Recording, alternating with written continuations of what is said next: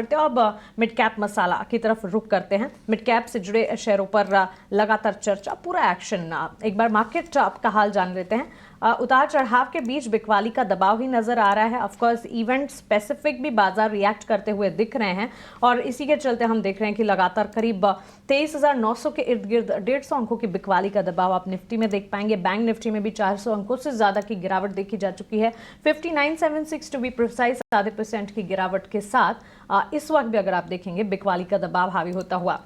आइए हमारे एक्सपर्ट को जोड़ते हैं, उनसे जानते हैं कि मिड मार्केट में इस वक्त स्ट्रैटेजी किस तरह से डेवलपमेंट करनी चाहिए। manusjaiswal.com के मानस जायसवाल अब हमारे साथ जुड़ गए हैं। गुड आफ्टरनून मानस। 23,887 क्लियरली हम लेवल्स जो हैं लगातार दिन प्रतिदिन तोड़ते हैं और वहां से बिकवाली जो है और हावी होती है। आज बाजार ने संभलने की कोशिश की, फिर से नाकामयाबी हासिल हुई और इस वक्त अगर आप देखेंगे निचले स्तरों पर ही हम ट्रेड करते हुए। सेंटिमेंट्स क्या हैं, आपकी तरफ से राय क्या होगी? नमस्कार मानसी। तो देखिए, ट्रेंड निगेटिव है। लोअर टॉप्स लोअर बॉटम्स का ट्रेंड है। कल ही हमने एक फ्रेश ब्रेकडाउन चार्ट्स पे देखा और मेरा समझना ये है कि ये जो डाउन ट्रेंड है ये कंटिन्यू हो सकता है और निफ्टी अपने 200 डे मूविंग एवरेज जो कि 23,500 के आसपास है उसको टेस्ट करने की कोशिश कर सकता है। तो कभी भी कोई उछाल मिले तो बिकवाली करने की राय रहेगी और अब आपको ध्यान रखना है, जब तक 24,100 के नीचे निफ्टी ट्रेड करता रहेगा अंडरटोन बेरिश बना रहेगा। तो उछाल पे बिकवाली करने की राय रहेगी 24,100 के स्टॉप लॉस के साथ और टारगेट आपको 23,500 के पोजिशनली सेट करके चलने हैं निफ्टी। ओके, तो चलिए इंडेक्स पर ये नजरिया बनता हुआ, लेकिन इस बीच ब्रॉडर मार्केट्स की अगर बात करें मानस, यहाँ पर भी आपका टेक हम जानना चाहेंगे क्योंकि अमूमन हमने देखा है जब लार्जर इंडिसेस प्ले आउट नहीं करते हैं कुछ हद तक ब्रॉडर मार्केट्स पर नजर जाती है, लेकिन मिड कैप स्मॉल कैप में भी इस वक्त अगर देखें ध्यान में रखते हुए सिनेरियोज को क्या यहाँ पर भी कॉशियस ही होना चाहिए और स्टॉक स्पेसिफिक फिर राय क्या होगी आपकी तरफ से? तो देखिए, बिल्कुल अभी भी मिड कैप या स्मॉल कैप की अगर बात करें तो यहाँ पर कहीं पर ऐसा लग नहीं रहा है कि कोई कोई शॉर्ट टर्म बॉटम बना है। वीकनेस लगातार बढ़ रही है और काफी मिड कैप और स्मॉल कैप स्टॉक्स हैं जहां पर फ्रेश ब्रेकडाउन देखने को मिला है। मेरा जो रिकमेंडेशन इस टाइम है वो दो सेल रिकमेंडेशन है। एक तो जाइडस लाइफ, यहाँ पर ध्यान रखिए। देखिए, कुछ दिनों से कंसोलिडेशन हम देख रहे थे और ये कंसोलिडेशन 200 मूविंग एवरेज के अराउंड हो रहा था। आज फाइनली एक फ्रेश ब्रेकडाउन जाइडस लाइफ पे देखने को मिला है। तो 991 के स्टॉप लॉस से जाइडस लाइफ में बिकवाली करने की राय रहेगी। 945 तक के टारगेट्स पॉसिबल है। और जो दूसरा स्टॉक है वो आरईसी का होगा। यहाँ पर भी अगर आप देखें तो एक उछाल मिला था, स्टॉक अपने 20 मूविंग एवरेज के ऊपर सस्टेन नहीं हो पाया। आज फाइनली अपने 200 मूविंग एवरेज के नीचे फिसला है। तो आरईसी पे भी बिकवाली करने की राय रहेगी। 511 रुपए के स्टॉप लॉस से बिकवाली करेंगे। 490 तक के टारगेट्स पॉसिबल है। बिल्कुल, बहुत बहुत शुक्रिया अपनी रिकमेंडेशंस देने के लिए मानस जी। साथ ही अभी मार्केट में इतनी बिकवाली हो चुकी है तो और एक्यूमुलेशन और कहाँ किया जा सकता है? जैसे कि अगर आप एक बार निफ्टी मेटल देख लीजिए, अक्टूबर हाई से देखें तो वहाँ से 12-13% गिर कर ये 200 डीएमए पर सपोर्ट लेता हुआ नजर आया था कुछ 25 अक्टूबर 23 अक्टूबर को। तो वहाँ से हमें थोड़ा सा पुल बैक नज़र आया है। तो क्या यहाँ पे अगर 200 डीएमए पर सपोर्ट लेता है, अगर यहाँ पे कुछ रिवर्सल दिखता है तो मेटल स्टॉक्स में कहाँ पे थोड़ा एक्यूमुलेशन किया जा सकता है? अगर आप 10 सेशन देख लें तो मेटल में उस तरह की गिरावट देखने को नहीं मिली है जिस तरह की गिरावट हमने निफ्टी इंडेक्स में देखी है, चाहे वो बैंक निफ्टी हो या निफ्टी हो। उस तरह की गिरावट देखने को नहीं मिली है। अब अगर आपको मेटल में ट्रेड करना हो तो मेरे ख्याल से बहुत स्टॉक स्पेसिफिक होकर ट्रेड करना पड़ेगा। सब मेटल काउंटर्स अच्छे नहीं लगते हैं, लेकिन उनमें से कुछ ऐसे हैं जहां पर फ्रेश ब्रेकआउट देखने को मिला है। मेरा एक रिकमेंडेशन है मेटल क्षेत्र में, वो है जेएसडब्ल्यू स्टील का, जहां पर स्टॉक ने फाइनली अपने 20 मूविंग एवरेज को रीगेन किया है। एक प्राइस ब्रेकआउट देखने को मिला है। तो अगर खरीदारी करनी है तो जेएसडब्ल्यू स्टील में आप खरीदारी कर सकते हैं। 964 के स्टॉप लॉस से खरीदारी करके चलनी है जेएसडब्ल्यू स्टील में और 1010 से लेकर 1015 तक के टारगेट आप सेट कर सकते हैं स्टॉक। बिल्कुल। तो ठीक है, आपने जो स्टॉक्स दे दिए हैं उसे तो हम अपने वॉच लिस्ट में रख ही सकते हैं। साथ ही साथ एक बार निफ्टी एफएमसीजी इंडेक्स भी देख लीजिए। इसमें भी बहुत ही कॉमन, जैसे हमने पिछला भी इंडेक्स डिस्कस किया था, इसमें भी वैसे ही गिरावट आई है अक्टूबर हाई से 12-13% की। हालांकि इसमें कुछ पुल बैक नज़र नहीं आया, लेकिन ये भी 200 डीएमए के थोड़ा ऊपर ही होल्ड करता हुआ नज़र आ रहा है। तो क्या यहाँ पर भी कुछ मौके बनते हुए नज़र आ सकते हैं? नहीं, अभी तक कहीं पर कोई साइन एफएमसीजी में दिखता नहीं है किसी भी स्टॉक में। अगर आप लार्ज कैप स्टॉक की बात कर लीजिए, ITC, Hindustan Unilever, Britannia, Godrej CP, इन सब की बात कर लीजिए, इन सब में कहीं पर भी शॉर्ट टर्म बॉटम नहीं दिखता है। सारे stock lower top lower bottom बना रहे हैं, सारे स्टॉक ऊपर सस्टेन नहीं हो पा रहे हैं। मेरे ख्याल से ये जो नेगेटिव ट्रेंड है, ये एफएमसीजी में कंटिन्यू हो सकता है। फिलहाल के लिए इस गिरावट पे खरीदारी नहीं करनी चाहिए एफएमसीजी काउंटर्स पे। ठीक है, एफएमसीजी को थोड़ा सा इग्नोर करें, थोड़ा सा अलग रखें, बाद में मौके मिल सकते हैं, फिलहाल तो नज़र नहीं आ रहे हैं। तो चलिए इसी के साथ फिलहाल बात करते हैं कुछ खबरों वाले शेयरों की, क्योंकि खबरों के दम पर मिड कैप में कहाँ एक्शन है ये बताने के लिए रविंदर हमारे साथ जुड़ चुके हैं। रविंदर, बताइए कि कहाँ पर एक्शन नज़र आ रहा है? वैसे तो शायद आज काफ़ी ज़्यादा खबर वाले शेयर्स नहीं दिख रहे हैं। जी, जो आज का जो हमारा खबरों वाला शेयर्स है वो एनबीसीसी, यहाँ पर जो कंपनी को 500 करोड़ का ऑर्डर मिला है ब्यूरो ऑफ इंडियन स्टैंडर्ड्स से। अगर बात की जाए मिड कैप गेनर्स की, तो मिड कैप गेनर्स में सबसे पहला नाम है Jubilant food works, supreme industry, Hindustan zinc, MRPL और इंडियन बैंक। यहाँ पे ध्यान में रखने वाली ये भी बात है कि मिड कैप इंडेक्स में हमें गिरावट देखने को मिल रही है, लेकिन कुछ स्टॉक्स है जिनमें हमें थोड़ी बाइंग देखने को मिल रही है। अब बात करते हैं मिड कैप लूजर्स की, तो मिड कैप लूजर्स में है PB fintech, Torrent power, tube investment, Kalyan jewellers और ल्यूपिन लिमिटेड। इन स्टॉक्स में हमें जो है सेलिंग देखने को मिल रही है।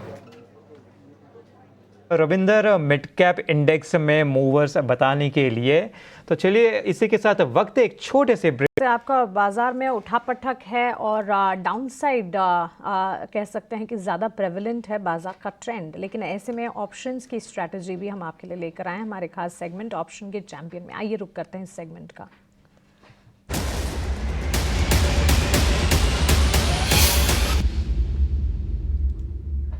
HDFC सिक्योरिटीज के विनय रजानी अब हमारे साथ जुड़ गए हैं ऑप्शन का चैंपियन ट्रेड लेकर। विनय, गुड आफ्टरनून। बताइए कौन सी स्ट्रैटेजी है आज आपके पास?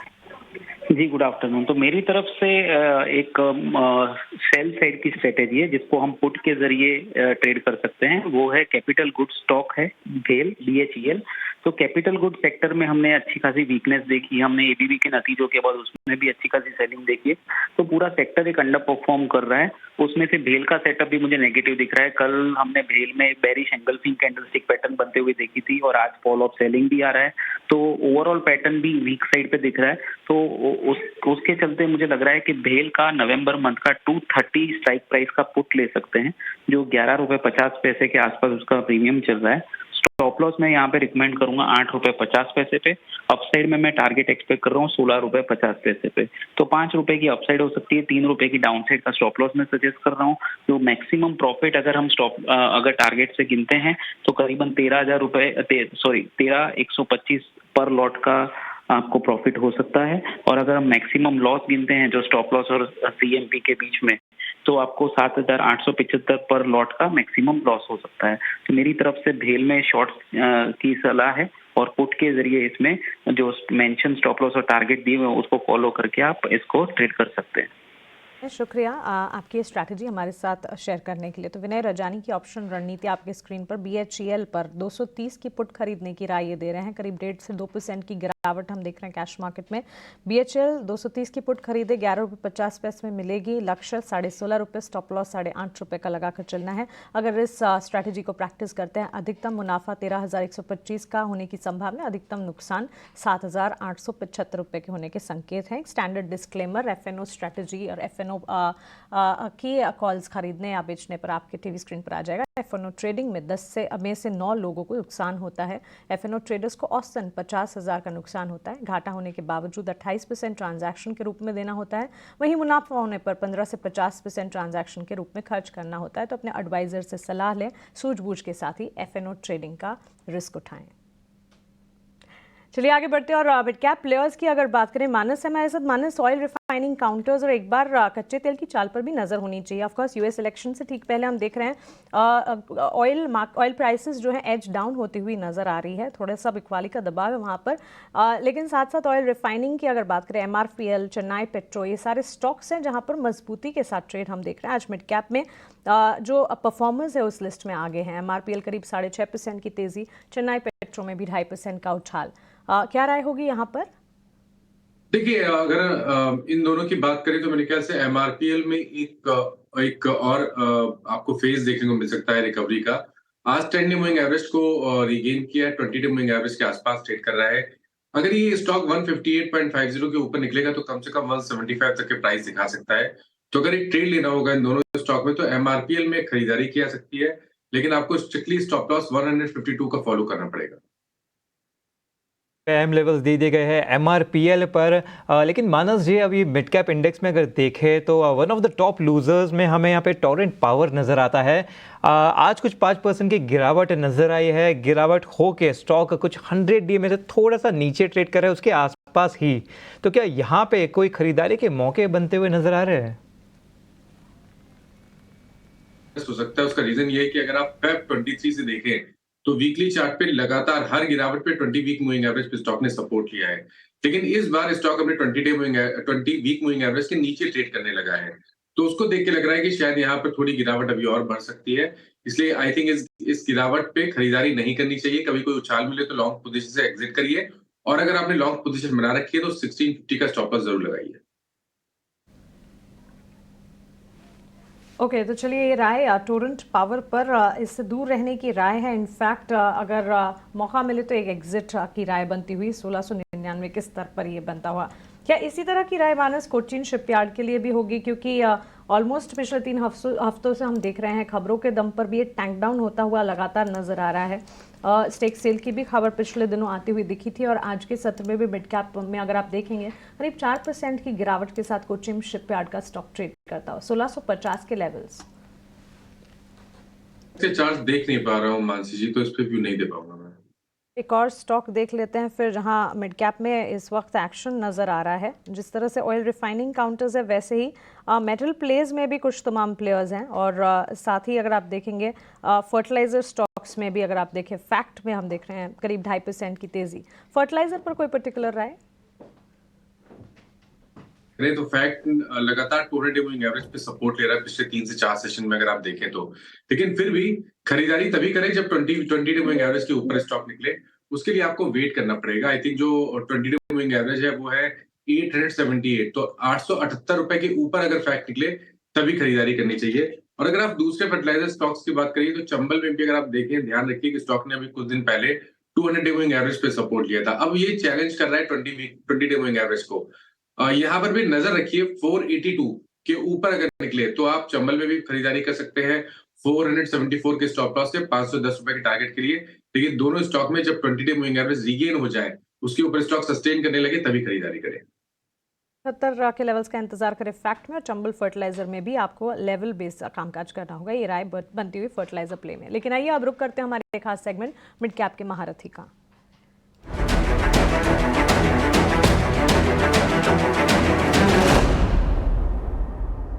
मिड कैप के महारथी इस खास सेगमेंट में आज महारथी स्टॉक बताने के लिए हमारे साथ एसबीआई सिक्योरिटीज के सनी अग्रवाल जुड़ गए हैं। सनी, गुड आफ्टरनून, स्वागत है आपका 18 हाउस स्वदेश पर। बताइए कौन सा शेयर लेकर आए हैं आज आप? या good afternoon and thanks for having me on the show. आज का मेरा पिक रहेगा Jubilant Ingrevia with a price target of 820 and investment horizon of 12 month. At current market price company का जो मार्केट कैप है तकरीबन 11,500 करोड़ के आसपास का है। और अगर हम कंपनी के कारोबार की बात करें तो one of the leading chemical company है जो प्रीडोमिनेटली फार्मा और एग्रोकेमिकल सेक्टर को कैटर करती हैं। हाल ही में हमने इनके Q2 के नतीजे देखे थे, जिसमें हमने देखा कि जो सेल्स हैं वो तकरीबन 13% इंक्रीज हुआ था on the back of increase in volumes of fine chemical like pyridine derivatives both on Q and YoY basis. At the same time EBITDA margin में भी हमने एक्सपेंशन आते देखा था। अगर हम फ्यूचर ग्रोथ आउटलुक की बात करें तो हमें लगता है कि जो सेकंड हाफ FY25 रहेगा वो फर्स्ट हाफ से बेहतर रहेगा। और एट द सेम टाइम अगर मैं थोड़ा लंबा होराइजन लेता हूँ तो FY24 में कंपनी ने 183 करोड़ का पैट दर्ज किया था। हमें लगता है कि कंपनी 277 करोड़ का पैट दर्ज करेगी FY25 में, और 374 का इन FY26। अगर शेयर होल्डर की बात करें तो काफी मार्की शेयर होल्डर्स कंपनी के शेयर होल्डिंग में है। फॉरेन इंस्टीट्यूशनल इन्वेस्टर तकरीबन 7% होल्ड करते हैं। डोमेस्टिक इंस्टीट्यूशनल इन्वेस्टर की 15% होल्डिंग, और ये 15% जो होल्डिंग है डोमेस्टिक इंस्टीट्यूशनल इन्वेस्टर की साल भर पहले सिर्फ 9% थी। एंड काफी मार्की फंड है जैसे DSP small cap, Aditya Birla insurance company. On public side Rekha Jhunjhunwala is holding to the share. तो I think medium to long term के लिए आज से पोर्टफोलियो में ऐड किया जा सकता है। Absolutely global integrated life science product और innovative solution provider company Jubilant Ingrevia पर लंबी अवधि की कॉल है। लक्ष्य 820 के 1 साल का टाइम फ्रेम आपको मानकर चलना है।